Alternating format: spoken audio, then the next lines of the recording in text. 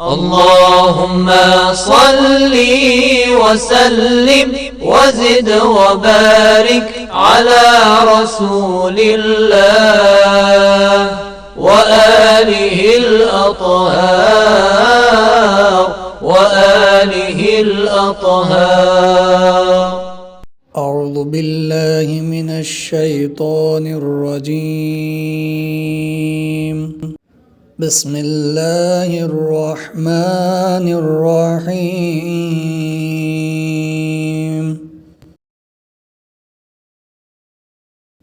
إن الذين آمنوا والذين هادوا والنصارى والصابئين من آمن بالله واليوم الآخر وعمل صالحا فلهم أجرهم عند ربهم ولا خوف عليهم ولا هم يحزنون. وإذ أخذنا ميثاقكم ورفعنا فوقكم الطور خذوا ما آتيناكم بقوة واذكروا ما فيه لعلكم تتقون. ثم توليتم من بعد ذلك فلولا فضل الله عليكم ورحمته لكنتم من الخاسرين. ولقد علمتم الذين اعتدوا منكم في السبت فقلنا لهم كونوا قردة خاسئين فجعلناها نكالا لما بين يديها وما خلفها وموعظة للمتقين. وإذ قال موسى لقومه إن الله يأمركم أن تذبحوا بقرة قالوا أتتخذنا هزوا قال أعوذ بالله أن أكون من الجاهلين. قالوا ادع لنا ربك يبين لنا ما هي قال إنه يقول إنها بقرة لا فارض ولا بكر عوان بين ذلك فافعلوا ما تؤمرون.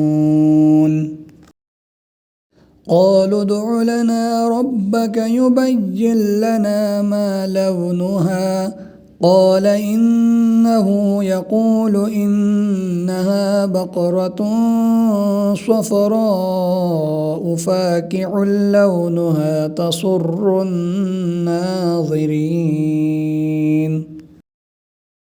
قالوا ادع لنا ربك يبين لنا ما هي إن البقرة شابه علينا وإنا إن شاء الله لمهتدون.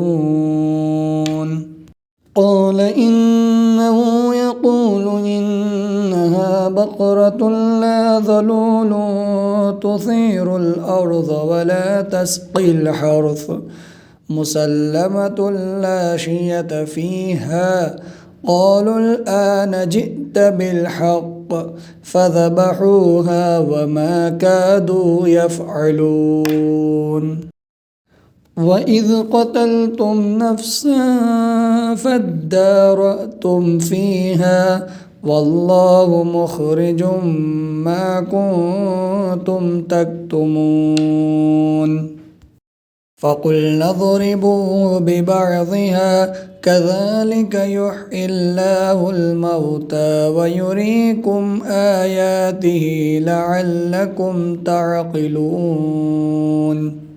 ثم قست قلوبكم من بعد ذلك فهي كالحجارة أو أشد قسوة وإن من الحجارة لما يتفجر منه الأنهار وإن منها لما يشقق فيخرج منه الماء وإن منها لما يهبط من خشية الله وما الله بغافل عما تعملون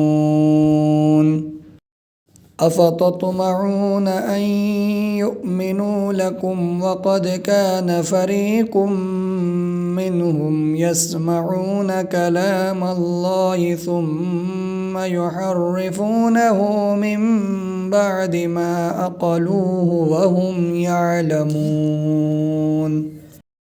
وإذا لقوا الذين آمنوا قالوا آمنا وإذا خلا بعضهم إلى بعض قالوا أتحدثونهم بما فتح الله عليكم ليحاجوكم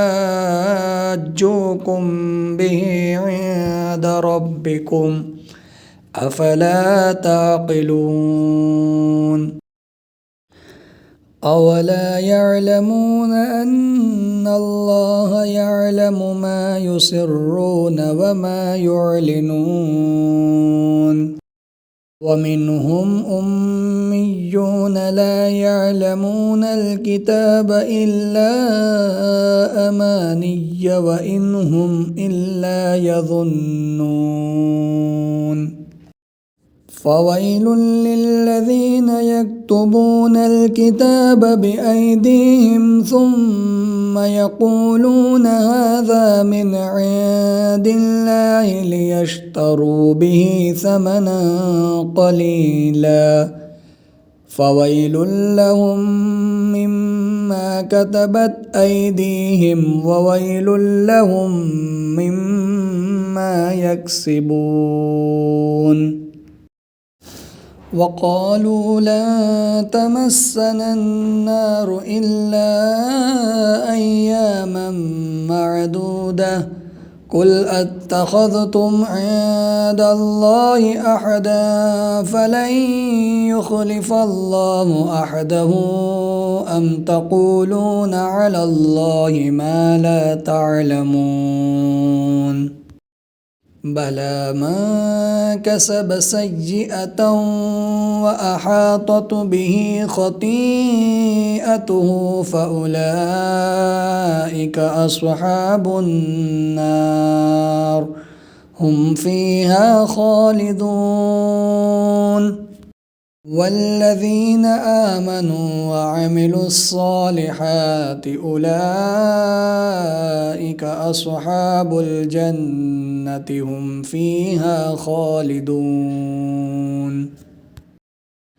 وإذ أخذنا ميثاق بني إسرائيل لا تعبدون إلا الله وبالوالدين إحسانا وذي القربى واليتامى والمساكين وقولوا للناس حسنا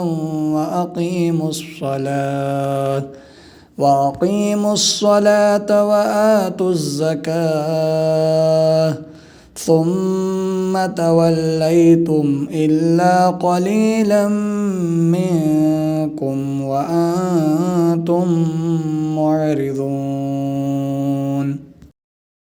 صدق الله العلي العظيم